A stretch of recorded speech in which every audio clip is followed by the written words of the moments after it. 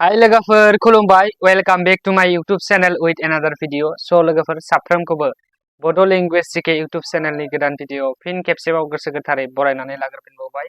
आसा खालामदों नोंथांमोना इसोरनि अननायाव जोबोर मोजाङैनो दङ आरो आंबो दासान्दि जोबोर मोजाङैनो दङ जुदि नोंथांमोना चैनलाव गोदान चैनलखौ साबस्क्राइब खालामनानै गालां आरो लोगोसे भिडियो मोनसे लाइक कमेन्ट आरो शेयार खालामनायनि थाखाय गुरै खावलायनाय जाबाय सो आई होप आंहा आसा खालामदों बा आं मिजिंथिदों जे नोंथाङा दि सासे बर' सुबुं बिकज नोंथाङा बर' सुबुंनि भिडिअ नायगासिनो दैट्स वाइ नोंथाङा बर'खौ सापर्ट होनो नांगोन आरो जोंखौ सापर्ट होनो नांगोन बिकज वी आर बड' जों बर' बेनिखायनो नोंथांमोनाबो बर' सुबुंखौ सापर्ट होनाया जोबोर इम्पर्टेन्ट आरो बेनिखायनो साबस्क्राइबखौ खालामना गालांथार स' दिनैनि बे भिडिअनि गेजेरजों जों सावरायनो नागिरदों BTCनि थामहिनबा बड'लेण्ड टेरिटरियेल काउन्सिलनि बा काउन्सिलाव थानाय जि इउनिभारसिटि बे इउनिभारसिटिया गंबैसे दङ आरो मा इउनिभारसिटिनि सोमोन्दै जों सावरायगोन आरो बायदि बायदिफोरनिबो सोमोन्दै जों बे भिडिअनि गेजेरजों सावरायगोन इउनिभारसिटिल' नङा जों फार्स्टआवनो इउनिभारसिटिखौ नायग्रोगोन अके स' जोंनि बड'लेण्ड टेरिटरियेल काउन्सिल थामहिनबा BTCनि जि इउनिभारसिटि बे गंसेल'मोन फार्स्टआव नाथाय दायो प्रेजेन्टलि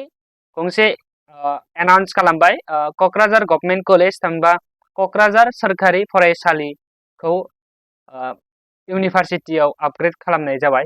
लोगोफोर नोंथांमोना मिथियाखै मिथिदों गोबां निउस पर्टेलफोरावनो होखादों जियानो जा इउनिभारसिटिया दायो गंनै जाबाय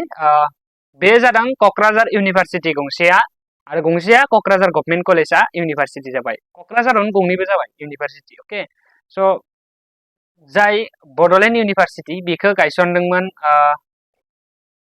1997 इं मायथाइयाव आरो मुं थिसननाय मासिनि केपासिटिया 30 बेवहाय आरो लोगोसे BTC आव थानाय CIT बेनिबो जों नायनि CIT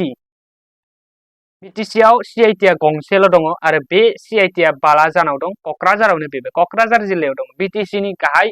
जिल्लायानो जाबाय क'क्राझार जिल्ला आरो बे गाहाय जिल्लाया क'क्राझारावनो दङ CIT आबो BTC नि आरो जों नायनो नागिरदों थारमाने जों नायगोन बे भिडिअनि गेजेरजों BTC थामहिनबा बड'लेण्ड टेरिटरियेल काउन्सिलाव बड'लेण्ड टेरिटरियेल काउन्सिलनि मख'जाथाव दावबायारिफोरनि नायथाव थावनिफोरनि सोमोन्दैबो जों नायनि बेवहाय गोबां थावनिफोर दङ नायथाव मिथिंगायारि जेरै लाइक मानास वाइल्ड लाइफ सेंचुरी नेशनेल मानास टाइगार प्रोजेक्ट अरां वाइल्ड लाइफ सेंचुरी भैरबकुन्द आरो जमदुवार आरो बायदि बायदि माने नायथाव पिकनिक स्पटफोरबो गोबां ओंखारबाय नाथाय आं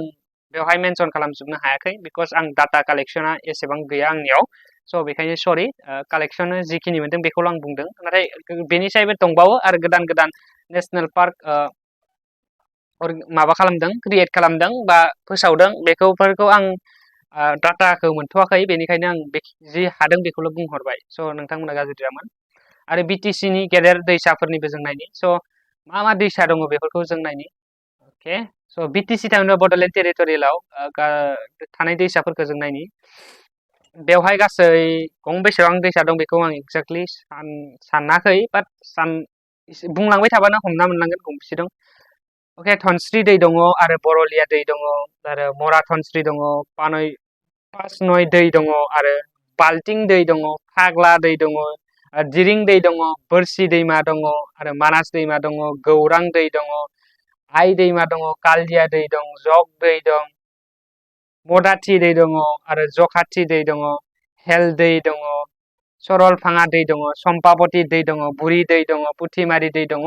बरनदि दै आरो दारांगा दै बेफोर गासैबो BTC नि गेदेर दैसाफोर स' BTC नि गेदेर दैसाफोरखौथ' नोंथांमोना बे भिडिअनि गेजेरजों मिथिबाय नोंथांमोना गुबुननि भिडिअ नुवाखैमोनब्लाबो दिनै आंनि भिडिअनि गेजेरजों नुनो मोनबाय